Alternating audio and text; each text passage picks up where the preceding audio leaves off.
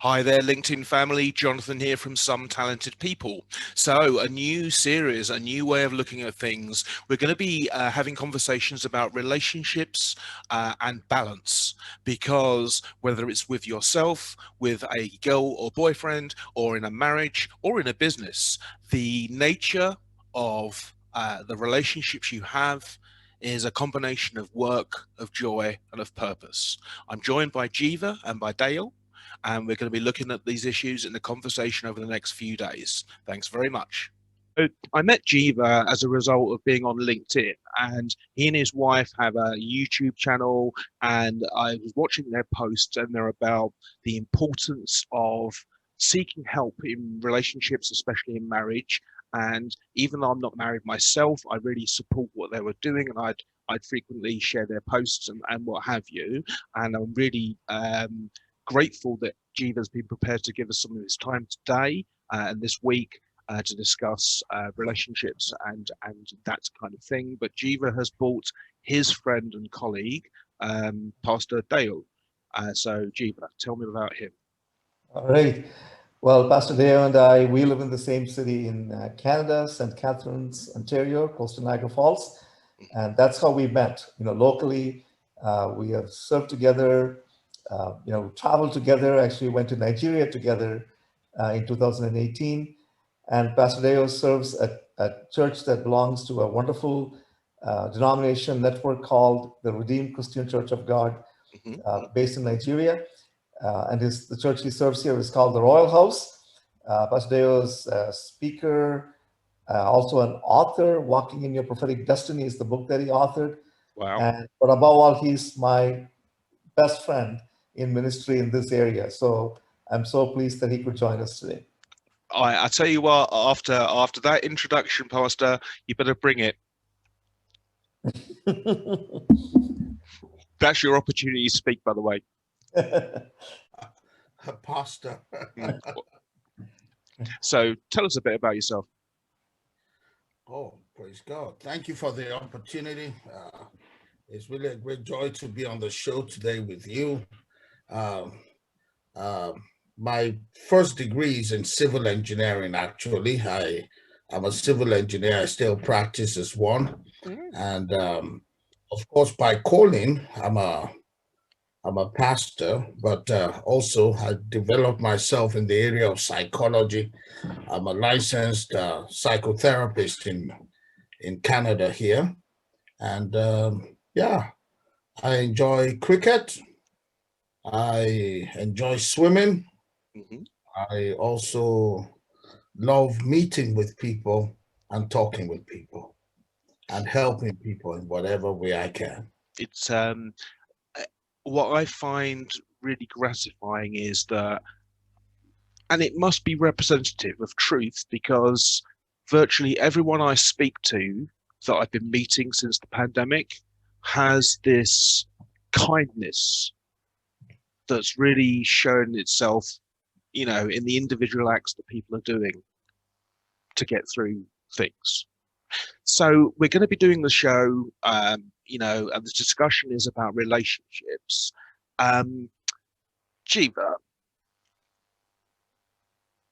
what is your frame of reference for the advice that seems so sagely that you and your wife give? Okay. Well, first of all, in the context of marriage, one of the things that we operate on, a fundamental belief principle, if you will, is that there are really no such things as marriage problems. There are two people with their own individual personal problems coupled together in a marriage. And so if you really want to get the marriage back on track, you need to get healed as a husband and as a wife, because for the most part, problems crop up in a marriage when people respond to each other and sometimes just react to each other out of the hurts that they carry, they harbor, from childhood, from previous years of marriage or previous relationships. And so that's one of the fundamental principles that actually helped us to bring that breakthrough to many couples. Okay, and from your perspective, Pastor, what's your frame of reference? Deal. Oh, well, I believe your question is towards marriage. Well, that's how I know Jiva, but it's a question of what is your frame for talking about relationships from your church's Oh, perspective? oh, yeah. In line with what Jiva just said, relationships, first, for me, it's with God. When you start relationship with God, I believe every other thing actually uh, puts itself in order.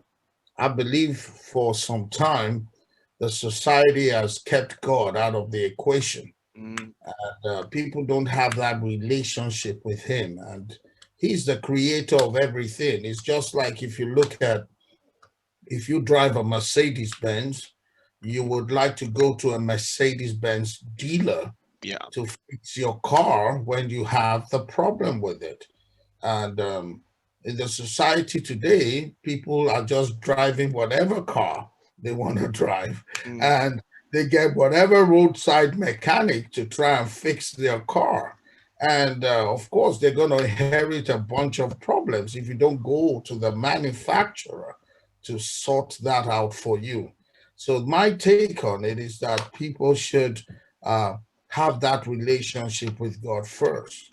And that's what Jiva, I believe, was trying to say also in talking about marriage in particular, that people, there are no marriage problems. It's just individuals who have problems that happen to be in a marriage.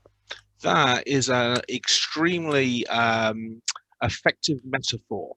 And I really love that you've said that because I didn't know until you introduced yourself that you had the psychological understanding. And so when we come back after the break, we'll look at so it seems from both your perspectives that what we're saying here is that we are each responsible for the health of relationships in whatever context that is, and informed by the idea that we are not above ourselves. I think is what you're saying, that we are guided by something greater which gives us the power. Yeah, Jonathan, the second fundamental principle on which we operate is the way in which we are created. Even though everyone sees our physical being, and they can get an idea of the way that we think and the way we express feelings. In reality, we're actually spiritual beings Mm-hmm. with a soul, which is what the collective name we give for the mind, will, and emotions in a body. And so if you want to, get your relationships right with each other, you need to be grounded, and well versed in all three areas. And that's what Pastor Deo said. It all begins with I would say that that is an excellent cliffhanger to go to a break. So we'll see you again tomorrow, and thanks very much for watching. I hope we helped. See ya. Bye.